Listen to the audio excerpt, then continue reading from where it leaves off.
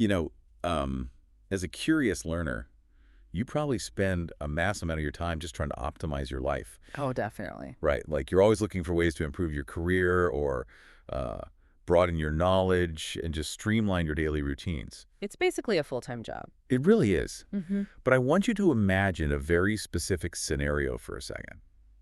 Think about that feeling when you finally beat a massive open world video game. Oh, I know exactly where you're going with this. Yeah, like for 100 hours, you have just been grinding. You are fighting for your virtual life, dodging enemies, gathering resources. Completely consumed by the immediate need to just survive the next encounter. Exactly, just Sure. pressing immediate survival. And then you win. The final boss is defeated, the credits roll, and you are dropped back into this beautiful, expansive game world with absolute unbridled freedom. And you have absolutely no idea what to do. Right.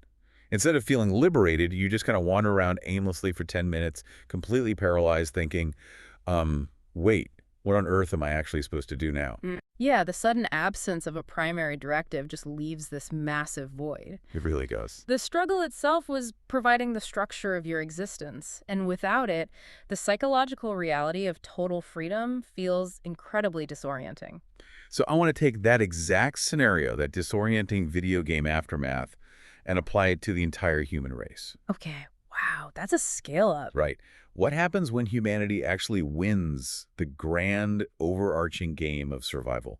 What happens to the human psyche when staying alive is no longer our full-time 24/7 job? I mean, it is arguably the most profound existential question we are facing as a species right now, Yeah. primarily because we are, the first generations to even have the luxury of asking it. And that is the exact mission of our deep dive today. Mhm. We're exploring some truly massive civilization-level concepts drawn from installment 39 of the Time Traveler's Paradox series. It's such a rich source. It really is. We'll be breaking down the ideas discussed by thinkers Nick and Maya, and specifically unpacking the philosophies of a central figure they refer to as the time traveler. Which is just a fascinating framing device. Oh, totally. We are going to examine this pivotal transition, like if survival is no longer humanity's greatest challenge, what exactly becomes the purpose of life? Okay, let's unpack this. Let's do it. Where do we even begin with a question that carries that much historical weight? Well, we have to begin by establishing a baseline of human history and, more importantly, the cognitive reality of that history. Okay, the cognitive reality. Yeah, the source material outlines that for hundreds of thousands of years, the entirety of human existence was consumed by one relentless pursuit, which was immediate survival. Just finding the next meal. Right, but we need to move past the elementary textbook version of this, the simple image of hunting and gathering.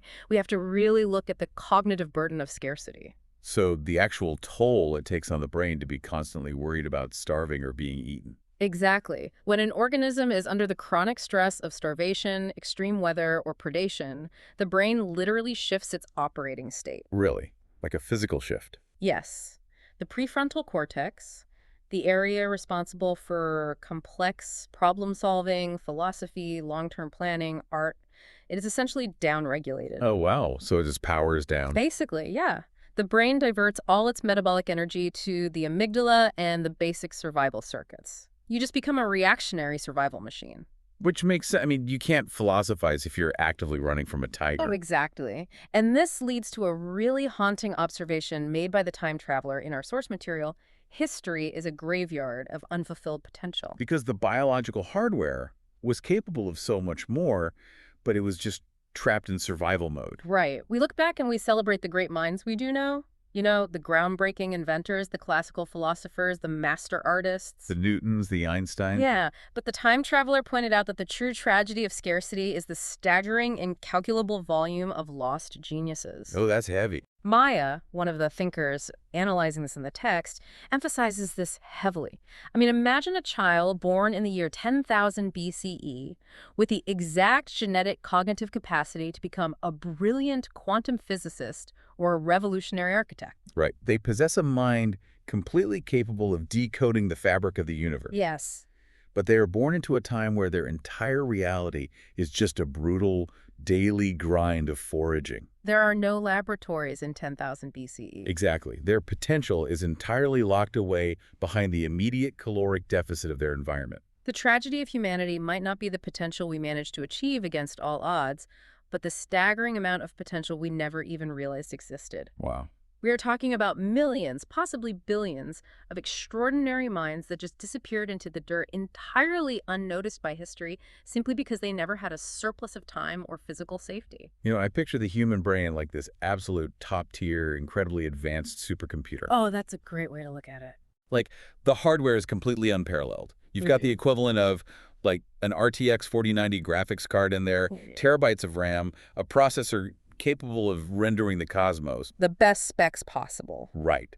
But for 99% of human history, that supercomputer was plugged into a power source so incredibly weak that it only provided enough electricity to run the internal cooling fan. That is exactly it. The processing power is sitting there in the dark, completely locked behind the basic power requirements of just keeping the machine from overheating and dying. The biological hardware for higher-level abstract thinking has been sitting in our skulls for a very long time, but the environmental power supply was entirely restricted to maintaining baseline physiological needs. Which brings this massive historical concept crashing right down into the lap of the listener today. Because the environment changed. Exactly.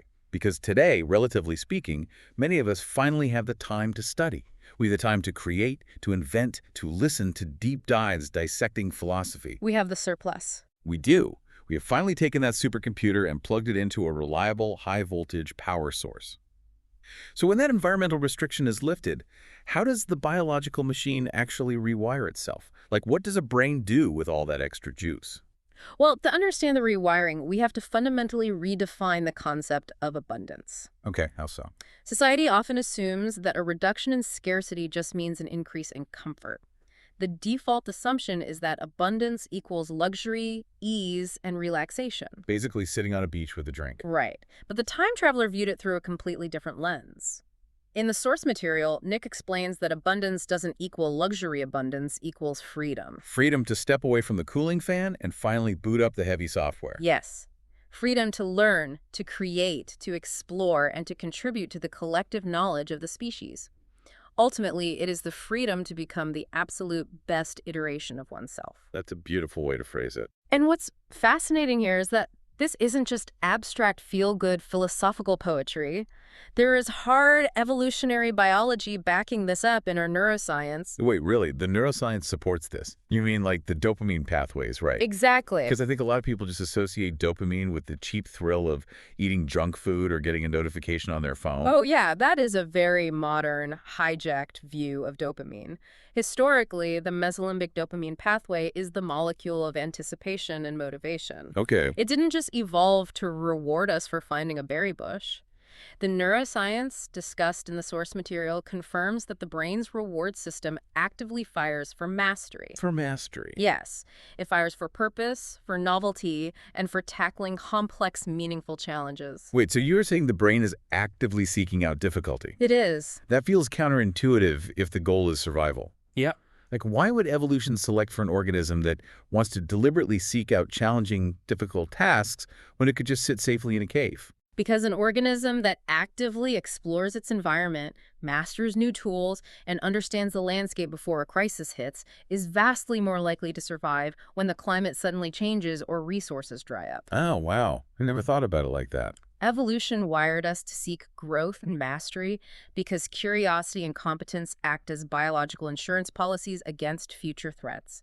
We are designed to explore, not just exist. Okay, I have to push back playfully here. Go for it. Because there is a glaring contradiction in modern society. If our brains are this majestic biological machinery, naturally selected over millions of years to seek out mastery and meaningful challenges, why is the modern stereotype of abundance just people sitting on the couch for 8 hours, endlessly scrolling and consuming content? That is the big question. Right. If we have all this freedom and our biology rewards mastery, why do we default to the path of absolute least resistance?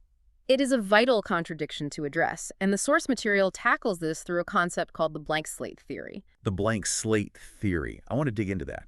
Because if we aren't born with a default drive for a specific purpose, it almost feels like a flaw in the system. Well, Nick invokes the blank slate theory to explain the immense gap between our biological potential for purpose and our actual realization of it. Okay. The theory outlines that no human being is born inherently knowing their life's purpose. Purpose is not a factory setting. It's not pre-installed. Exactly. It isn't pre-installed software that just automatically boots up the moment your caloric and safety needs are met. So unlike the instinct to eat or sleep, the instinct for what to do with your life has to be manually programmed. It has to be actively discovered and cultivated. The blank slate means you start with a psychological void. If you don't do the incredibly difficult, high-effort work of actively seeking out your purpose, the slate remains blank. Okay, but what about the dopamine? Well, remember what we said about the brain? It still desperately craves that dopamine. If it doesn't get the high-quality dopamine that comes from meaningful mastery, because that takes time and immense effort, the brain panics. Oh, I see. It looks around the modern environment and grabs the cheapest, lowest effort dopamine available. Which is endless consumption, digital distraction, and sitting on the couch. Exactly. The brain is basically starving for meaning, and it's eating neurological junk food to cope with the void.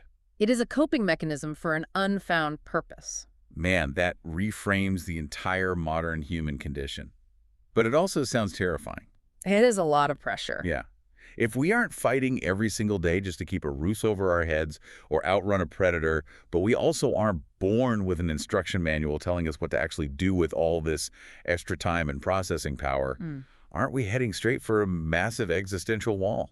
We are, and sociologically speaking, many developed nations are already slamming into it at full speed. Wow. The source material frames this as the ultimate double-edged sword of progress. Throughout all of that brutal ancient history we just outlined, people defined their entire identity through their struggles. The goals were immediate, they were tangible, and they were utterly unquestionable. Right, like I need to hunt this animal so my children survive the winter. Exactly. You never wake up in the morning, stare at the ceiling, and wonder, what is my true calling? When starvation is waiting outside your door. Yeah. The struggle itself is the meaning. But as technology, medicine, and civilization progress, they systematically eradicate those historical struggles. We have engineered scarcity out of existence for a large portion of the globe. Which is incredible, obviously. It is, but when you remove the default struggles of survival, you simultaneously obliterate the default goals of the human psyche. Here's where it gets really interesting. This dynamic is exactly what the time traveler predicted would be the new, overarching crisis of humanity. It's a completely new paradigm. Our future crisis isn't going to be a crisis of scarcity, famine, or physical survival. It is going to be a massive, civilization-wide crisis of meaning. We are observing a structural transition from an age of survival, which dictated our behavior for hundreds of thousands of years, into an age of self-discovery, but on a massive, terrifyingly global scale. That is terrifying. Suddenly, everyone, everywhere, has to look in the mirror and answer questions that our ancestors never had the luxury or the burden of asking. Who am I? Why am I here? What should I actually dedicate my limited time on this planet to? And historically, even when humanity started to settle down and form early civilizations, we didn't really have to answer those questions ourselves. No, we didn't. We built systems to do it for us. Traditional belief systems, rigid social hierarchies, and organized religions essentially supplied those answers as a package deal. They filled the psychological void of the blank slate. You were handed a cultural script at birth. Right. You are here to serve the king, or you are here to appease the gods, or you are here to achieve a specific state of spiritual enlightenment. The purpose was something you received from a higher external authority. It was a paint-by-numbers approach to meaning. And Maya introduces this incredible perspective shift in the source material that completely shatters that traditional model. I love her take on this. It's so good. She asks, what if purpose isn't something to be passively received at all? What if the meaning of life isn't this hidden, esoteric riddle that you're supposed to wander the earth trying to solve, but rather it's a completely blank canvas waiting to be painted? The distinction between a riddle and a canvas is profound when you consider the psychological weight of it. Totally different. A riddle implies that there is one single, objectively correct answer hiding somewhere in the universe. If you spend your life searching and you can't find it, you have fundamentally failed at existence. Which is exhausting. A canvas implies that the meaning literally does not exist until the moment you decide to create it. You are the artist. But honestly, that is exactly what makes the blank canvas so terrifying. Oh, absolutely. It's like having lifelong writer's block. It's infinitely liberating to know you can paint whatever you want, but the sheer paralysis of choice, the burden of having to generate your own meaning from scratch, It's no wonder people retreat back to the couch and the cheap dopamine. The terror of the blank canvas is very real. If we accept that humanity is now standing collectively in front of this infinite blank canvas, we need a driving force powerful enough to overcome that paralysis. We need something to get us off the couch. We need something to compel us to pick up the brush, make a mark, and decide what to paint. And according to the time traveler's philosophy, that driving force isn't something we have to invent or manufacture. It's already there. It is already deeply biologically hardwired into the architecture of our brains. The ultimate superpower. Exactly. The time traveler held a very specific, somewhat unconventional view on what humanity's greatest attribute actually is. Okay, what is it? Well, if you polled 1,000 people, most would guess that our greatest evolutionary advantage is human intelligence, our ability to do math, build bridges, and engineer rockets. But the time traveler argued that our greatest superpower is actually our curiosity. Wait, really? Yeah. How does curiosity outrank intelligence? I mean, intelligence is what builds civilizations. Because, as Nick points out in their discussion, curiosity is the mechanism that directs the intelligence. Oh, I see. Intelligence is just raw processing power. It's the engine of the car. But curiosity is the steering wheel. If you have a massive engine but no steering wheel, you just sit in the driveway. You don't go anywhere. Right. Without curiosity, there is no spark to ask questions. And if no questions are asked, the processing power of intelligence is completely useless. There are no discoveries, no scientific breakthroughs, no revolutions in our understanding of the universe. That is so true. Every single invention, from the discovery of fire and the invention of the wheel, all the way to astronomical observation and quantum mechanics, it all began simply because a human being looked at something and thought, I wonder why that happens. It is the catalytic force that moves the entire species forward. And this ties directly back into the evolutionary biology we were discussing earlier. With the dopamine. Yes. Evolution shaped the human brain to be inherently curious because curiosity is a survival mechanism that scales, that dopamine system that rewards mastery. It specifically rewards novelty. So it wants new things. It releases pleasure chemicals when we encounter new information and integrate it into our worldview. Curiosity is not just some intellectual luxury reserved for philosophers with too much free time. Right. It is our biological mandate. We are physically designed for it. So what does this all actually mean for us as a civilization? If the ultimate goal isn't just endless consumption on a couch, and merely surviving isn't the primary goal anymore, what are we supposed to be doing with this biological mandate for curiosity? Yeah. Like, what is the grand project of a species that has beaten the survival game? The source material synthesizes this into a beautiful, unified theory of human endeavor.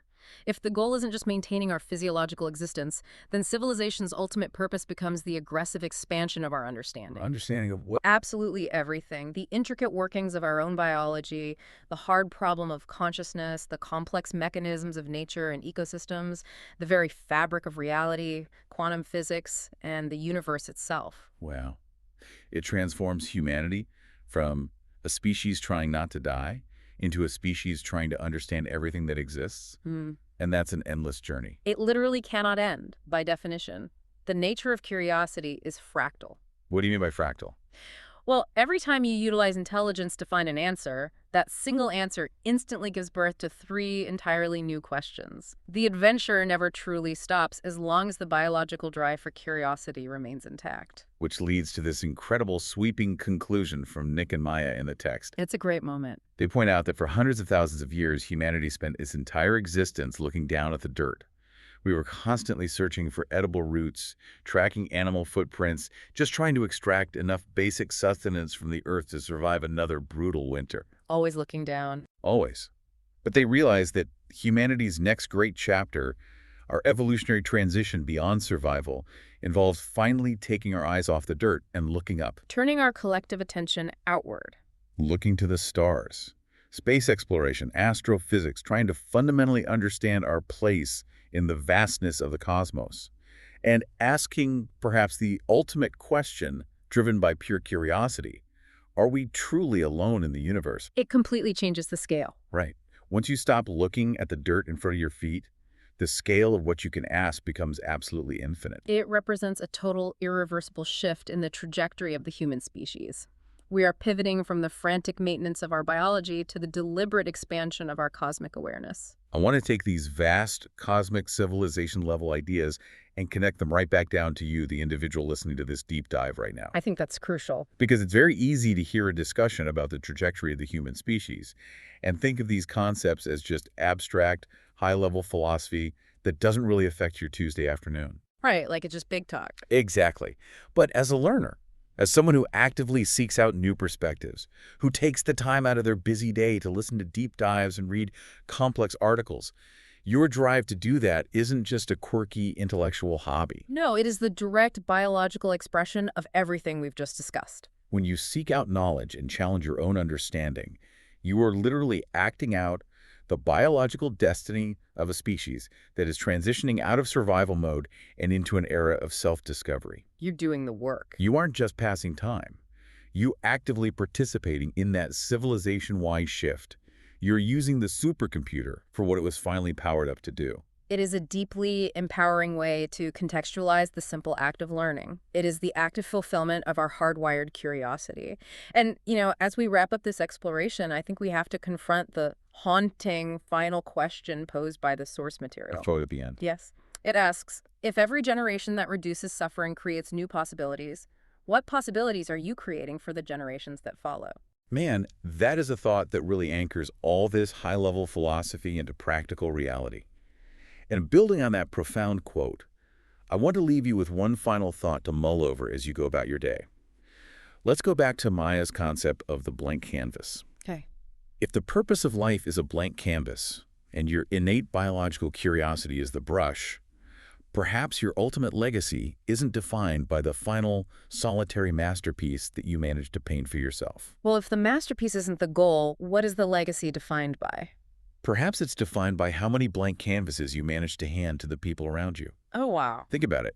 Every time you make someone's life just a little bit easier, every time you help reduce the survival friction in their daily grind, whether that's through your work, your empathy, or your innovations, you are giving them the psychological freedom to stop looking down at the dirt. You're giving them the surplus. Yes, you are helping them plug in their own supercomputer. You are giving them the chance to pick up a brush and escape the paralysis of just surviving. So having won the game of survival, we invite you to step out into that expansive, beautifully open world and start painting